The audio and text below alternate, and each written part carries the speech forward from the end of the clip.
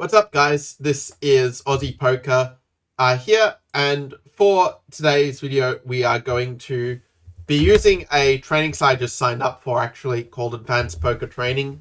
This one was suggested to me by one of my chess-playing poker friends, and one of the probably most cool features about it is that you're actually able to train against virtual opponents, i.e. the computers, to really just get a lot of experience a lot more quickly than if you were just playing one live tournament a day. So as I click on MTT for the multi-table tournament, you can see here I've actually made the settings the same as a tournament that I'm going to be playing tonight. I had to be a little bit creative with some of the elements of it as such.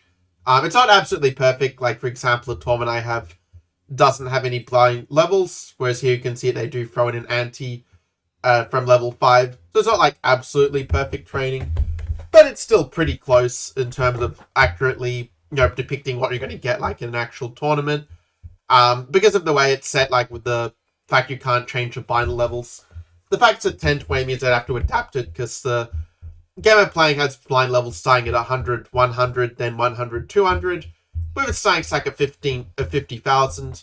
So just by dividing it by 10 for the starting stack, we get more or less an accurate indication of how the tournament might play out in that respect. And yeah, you can see you can change different settings as well. Like, you can have some general set formats.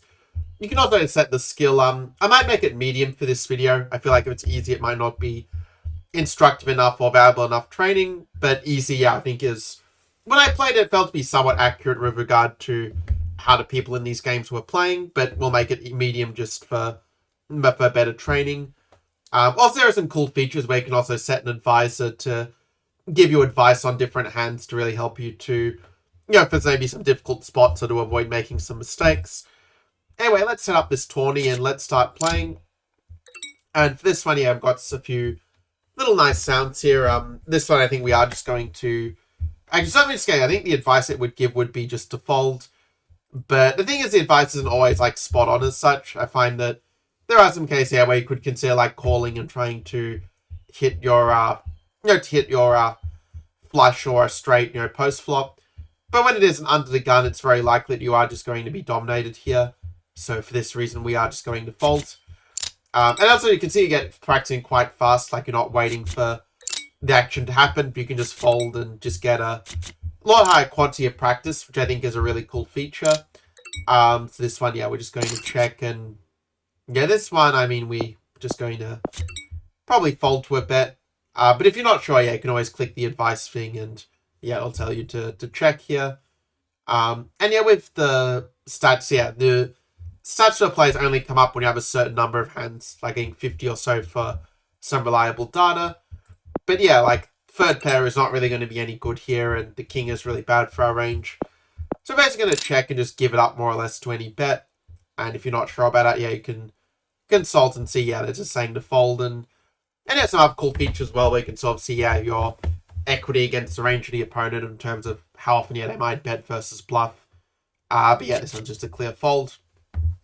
Anyway, we'll just continue playing this. We're going to make this one a bet of 75 to make up for playing out of position. And this one, I think we just end up c-betting in general. Though the bot is saying to just check here. So, okay, we'll follow the bot's advice just for argument's sake. But when they check as well, I feel like we can try to take this one away with a bit of a bluff. So we're going to bet half pots. And we end up stealing it that way. Always nice. Because sometimes you are going to turn your under pairs into bluffs sometimes in that case. Against 4x raise, we're just folding here. So, we're probably folding a hand anyway, almost. But we get king jack, and I like to generally make it to exercise the pot in general with my raises at these sort of lower stake, more recreational games. Because that way it avoids the sort of multi-way pots, and sometimes you just take it down pre-flop. And it's able to steadily steal the blinds. This player raises, you sort of, queen jack does play off fairly well, but it is just going to be a fold in general here, with a raise of this size. If they made it a smaller size, like if this guy hadn't limped and this guy raised to 50, then sure, you could call and play hand post flop, but here we are going to take the advice of the bot trainer and just fold. This one is going to be a raise, so it's a 60, make it 3x. And we steal the blinds, always a nice feeling. So yeah, we're just going to play a few more. And yeah, this one, it's nice our hand is suited, but even if it was offsuit, we would still raise this one. It'd be like at the very bottom of our raising range, being in the under the gun +1. We're going to make it actually 70. I'm going to size up a little bit to compensate for being out of position. We get called by the small blind, which is just a really great position for us. We can basically c-bet about half pot, and it'll generally get through, as we see here, because we just have such a big range and nut advantage over the opponent. Maybe on that board it's not quite as cut and dry, but yeah, we still have the better hands in general. This one clearly a fold. Still no stats on the players, but it'll come up soon enough. This one, again, we just fold. 6-5 off, just nowhere near good enough. If it was suited, we could call that, but yeah, this one... Well, we have two limpers and a hand that, if these guys hadn't played, would be good enough to raise. But when you've got a lot of people in the hand, like these sort of hands just don't play that well multi-way. So we're just going to fold.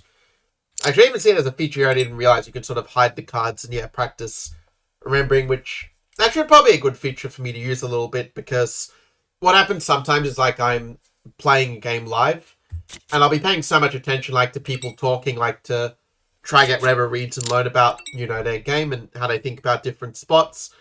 Where I'm trying to, like, learn that, and also, you know, often people, like, getting confused, like, as well. So sometimes, like, I'm so busy keeping track of the action, I actually forget what hand I had.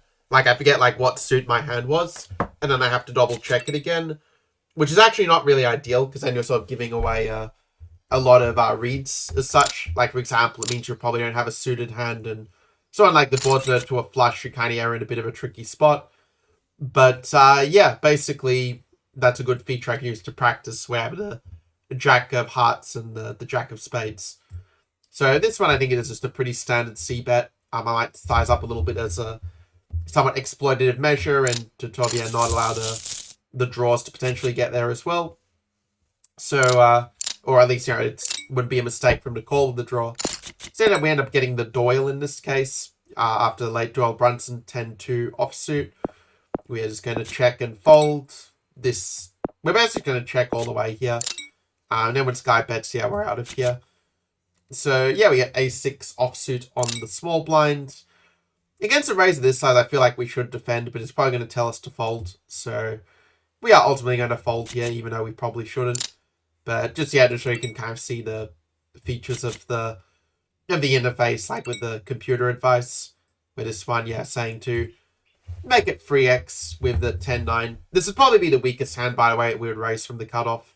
If it was like 9-8 off, we'd probably just fold. So we end up getting a nice steal in that way, where you can sort of see that we've been able to sort of build up the number of chips we have without needing to really risk any variance, just taking it down pre-flop, which it's true, yeah, you are going to need to win some hands post-flop to win a tournament, but this is still putting you in a sort of good setup in a way, because gradually add to your stack. This way you can see again how quickly we're getting through the hand due to this feature. We're not having to wait around for stuff to happen, but yeah, you can even fold like earlier. And yeah, when this guy raised 2-4, like, it's actually interesting because in the tournament I played live yesterday, one of my big weaknesses was I was actually playing like ace-king way too straightforward. Like, I was actually playing it very badly. Like, for example, under the gun, I raised a 2.5x because you're supposed to, but I got like 5 or 6 callers and just got completely owned. Where I should have just made it 5x in that situation, how loose the table was. Anyway, well, sorry about that. It gave you some time to think about, yeah, what you would do in this situation. I'm going to free bet. Yeah, going to free bet this hand to, let's make it 2x pot. So let's make it 780. If he 4-bets, we just have to call. Not much we can really do, but he decides just to call, so his range is kind of capped. And yeah, if you're wondering what to do when ace-king misses the board, well, having the advice here is kind of useful. So it says, yeah, you have the lead make continuation bet here, and yeah, some of the advisors, depending on their style of play, are going to check. But yeah, I was thinking that it does make sense in general to continuation bet in this spot. Because, I mean, his range is quite capped at this point. And he ends up just folding and we just take down the pot, always. And that's where you're going to win a lot of your money in poker with those continuation bets. Jack 8 is going to be good enough to raise here. Except that one player is already limped, which I hadn't noticed before. Good now double check that, which means it now becomes a fold. Because their limping range is going to be, you know, just a lot better than the hand that we have in general. So we're just value owning ourselves if we raise there. In any case, this one also a fold. Gonna fold this just to save a little time. And now we pick up a nice hand with ace-10. And also, by the way, when you do get to like a bigger stack size, like let's say, or to a bigger blind level rather, about 100, 200 or so, yeah, definitely want to be paying attention to the short stacks as well to make sure you are not missing anything. Like if they say shove on you, it could be a bit difficult if you were to raise. This first makes it 350. And they're saying actually to fold here. But if we think about it, this player is in the small blind, is only like raised to 3.5x. So I actually think this is a spot where I was actually thinking of free betting it, honestly, because this guy seems to be a little bit loose aggressive. But the thing is, we are probably going to be in position, so I think just a call is fine here. When he bets this big, though, I think, yeah, we just get out of the way. We completely missed the board. So we get ace-5 suited, a hand that if we're a bit deeper stacked, we could try to get some value from. Or potentially call here, but this one, yeah, I do kind of agree that when he is raising to this size, I mean, we just don't really have the stack doing to justify, like, we're probably just going to be dominated a lot of the time. So we're going to just fold there. So this play makes it 100. Bit of a weird limp, honestly. Yeah, we're just going to fold. So, in any case, this one, ace-6, we are... If it was a weak race, I think I would just fold here, but I'm going to raise it up to 250 and just try to steal the blinds, basically, which does prove successful. So here we get ace-queen, a pretty nice hand. We are again going to raise it, but little exploit will make it a little bit higher. In the end, they all fold, though. All good. This one I'm just going to fold, going to fold, going to fold. Ace-5 off in the small blind, kind of an interesting spot. Because when they raise this earlier position, like, are they doing this with ace-4 offsuit? Not really, so we just fold. Anyway, let's see. We got king-7 off. This guy raises. We are just going to fold this one. We need, like, probably king-9 offsuit to defend there. Now, when this guy limps, I'm kind of tempted to actually free bet here. I mean, we could call and try to set mine. If we hit, we make a lot of money, probably. But I'm going to just try to take it down pre-flop against this guy. He does end up calling. We probably have to c-bet here. We don't have to, but it's probably a good idea. So we are going to take the advice of this and make a big c-bet, which does get through. So it's like limping all kinds of junk. Because also at this medium level, yeah, a lot of these players are going to be like sort of, kind of like, let's say, a little bit loose passive, or, maybe a little bit too tight, or, so maybe too tight, like too loose pre-flop and too tight post-flop. Or, it might be too loose, or might be too, tight pre-flop. Anyway, I lost track a little bit of what I was saying there, but this one I'm going to just call and just set mine, basically. And if we don't hit our free, we just give up. This guy, of course, makes it 400 and kind of spoils our plan a bit. Well, we just don't really have the stack depth, so actually I probably should have just folded pre in that case. Because we wouldn't get the stack depth, like, to justify that play. At least not when he makes 400 and squeezes. There's a hand that, some very loose aggressive players will sort of put the king-9 offsuit and the king-8 suited into their sort of bluffing range, but this one is really just a fold. We fold, get queen-jack suited in the big blind. And that's why we are probably just going to check here. Because our hand plays pretty well post-flop. And yeah, we're just going to check fold this one. When it's multi-way, like, you need more than top pair to kind of continue really on this sort of board. So when it was like monotone with a flush draws. So in any case, this one, I think we probably can successfully go ahead and just call here. We are going to be out of position, but yeah, if the ace hits, we're quite happy. And we do pick up a gut shot. This one I think is just going to be a check, because someone could very well have a better ace than us. But when they all check, it means we probably do have the best hand, and we can go for some fin value here. That turns out they all fold. We just pick up the pot. Always nice. So this guy raises. We're out of there. Still not enough hands for real data on the players or on the computer simulations, but that's okay. This one, we're just going to fold. Fold, fold, fold. This one we fold as soon as someone raises. So we're out of there. And small blind, this is just going to be a fold. You can click here and just confirm it. So we fold. This one, we're going to fold as well. You can see a lot of successful poker is just folding. This one, though, we are going to free bet. I'm going to make it just 1,000 in this spot. because his stack is only like about 4k total. So it's a way to try to keep him in with some worse hands, but he ends up just folding. Oh, it's kind of funny actually looking at the names and how the names and the sort of avatar just don't match at all. It's kind of amusing, but anyway, we're going to just fold here. This one's just a fold as well. Fold. This one we fold as soon as somebody raises. This one's going to be a fold, fold, fold, fold, fold, fold. We fold. We just, yeah, basically fold a whole orbit. We're able to get through it quite quickly, just not waste any time. And yeah, even if we have like, you know, king, queen, this is still going to be a fold here. It's over, and it would be nice, I guess, to see the post-flop play, because it would give us a bit more data on the players. But yeah, with this program, let's focus on like the training element. This hand I think is good enough to raise. We're going to make it 500 and just try steal. And when ace shove, yeah, just a very clear fold. So there we go. Been unlucky, but what can you do? This one just a fold. You get the king jack. This guy just limps, and I'm kind of tempted to try to exploit it because I feel like he probably has a bit of a weak limping range in general. So let's try and punish that. He ends up folding. We just take down, you know, 2.5 big blinds just like that. And it is often how I build up a big stack in these sort of tournaments, actually. We're just going to make it 1200 here. That's a pretty standard size. Actually, I made it a bit too small. I should have made it 1600.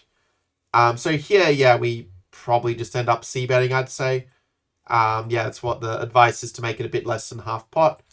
So we c-bet, they do call. But we did pick up a flush draw here, so I'm kind of tempted just to shove as a bluff and just, you know, get it in. And because we have a lot of fold equity, like even a, you know, a top pair. Okay, top pair probably doesn't fold, but, you know, I think his draws kind of have to fold if we just rip it in here. If he has a draw, we are ahead of it as well, so I think we just shove, and if he calls, it's unlucky, but yeah, in the end, we're able to, yeah, realize, basically deny his equity and, yeah, get sort of a nice bluff through. Which actually is a very important hand, because now we've gone from being, you know, one of the lower to medium stacks to being one of the big stacks, which is nice. This one is going to say just to fold, I think. Yep. King 10 off, just not good enough. We pick up pocket queens in the big blind. And we always love when someone shoves when we have queens. Obviously, we call. They have 8s. Unlucky for them. Well, they can still spike an 8, but yeah.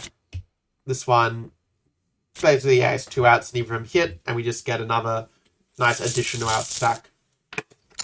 And that's all what the poker is about, you know, just getting paid off well with your good hands. Queen 9's just not a very good hand in general, so I'm just going to fold this normally. I mean, there will be some cases, yeah, if a player is raising it too wide, maybe you might call there, but yeah, or even like free bet tables, Queen 9 suited. But again, this one, we do have a bigger stack size. There is a risk that this play here could very easily shove on us, Hope Schultz. But at the same time, yeah, our hands, it's a close one between folding and raising here. I think I am going to fold it just because I don't want to have to fold that hand if this player, the short stack, jams on us. This is a fold. This is also a fold. We are in the big blind here. I mean, King's 8 offsuit is good enough to defend in this spot. But when they c-bet, I think we just have to fold. It's kind of a weird c-bet, actually, because the board does hit our range better than theirs. But yeah, we don't really have anything. Like ace high I might defend, but king high just not good enough in that spot. So anyway, this one is just a fold. Hand's just too weak. King 9 suited. The fact it's suited is definitely quite nice. We're going to make it 900 here. And they just fold to us. Because, yeah, it's nice to put some pressure on the stacks. This one's just going to be a fold as well. Because the sort of suited cards kind of go down in value a lot as the effective stacks get a lot shorter. This one, every now and then I would, you know, play aggressive with it. But this one we're just going to fold. Folds. Fold. Actually, I should have waited for the blinds come by. I was sure that someone was raising that hand. So anyway, we fold.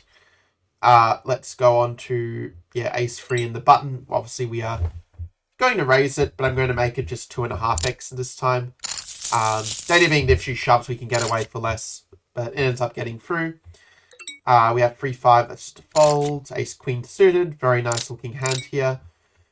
And yeah, I mean, I'm pretty sure I'm going to free bet here. In terms of the sizing, that was the only question. Because we make a 2x pot, that would be something like 5,000. But in that case, you may as well go all in. The problem going all in, though, is that you're only probably going to get called by better hands. So what I'm going to do is I'm going to make it 3,000, I think, here. Where it's enough that I can still keep a lot of the worst hands in as calls to the free bet by sizing down a little bit. But it still probably avoids it being multi-way. And yeah, we end up just picking up the pot. Like, it's not, there's no need, to make it 13k if betting 3k will have the same result there. So, anyway, we just fold. We just keep folding our garbage. Pocket 4 is kind of an interesting spot where if we only had, let's say, 20 big blinds. Okay, even with 20 big blinds, I mean, it is true, sort of pushing a little bit to shove, but it becomes like a more reasonable approach, like to shove with the low pockets with 20 big blinds in general. And this one I am going to fold, because I think we don't have the stack depths with this guy being a low stack to kind of, capitalize on it. This one, again, I think we just fold here. Like, 10-8 is almost good enough, but just... It's saying, actually, to just call at this point. The advice is a little bit weird in terms of wording, saying a re-raise we good too, but all 28 advisors call is kind of funny. Okay, for argument's sake, we will call, even though I normally wouldn't. We do pick up an open-ender, which is quite nice. This is a pretty good counter, I think, to check raise here. We'll see if the advice here agrees. Well, they're saying to fold instead, which I actually disagree with. I actually think that this would be a very interesting spot to go for a check raise. But the question then is, what size do you use? Because the 1,000 bet, he bet like half pot. And, I mean, if you're going to raise, like, it almost ends up being a shove maybe at this point. Which does seem to be a very high variance. I mean, we could also just call here and see if we improve or not. But, yeah, it's a tricky question, actually. This one is actually a tricky spot when all the advisors saying to fold, and my heart is like wanting to, raise at this point. And the question, like, what is he doing this with? Like, what are we sort of targeting with shove? I mean, I guess we're targeting like a 9 to fold. I don't think a jack folds in that spot. But, because, effective stack is like, another 7,000 for him if we were to go all in.